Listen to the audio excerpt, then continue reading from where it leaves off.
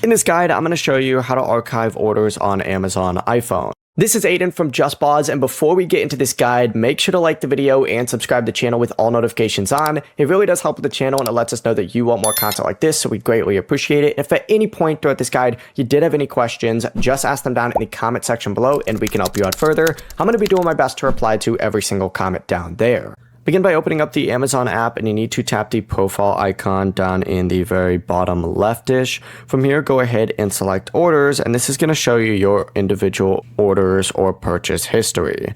Now, Amazon actually removed the option to archive or hide individual orders in the mobile app or even on the website, so selecting an order only lets you view its details. So as an alternative, what you're going to want to do is use Amazon Family to keep purchases separate from another person.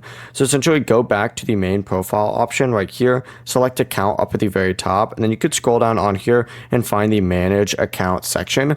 Just choose add a new member, select adult, and follow the steps to connect a separate Amazon account. Both accounts are still going to have the Prime benefits and whatnot. Just once linked, both accounts will also have separate order histories, so neither person can see each other's purchases.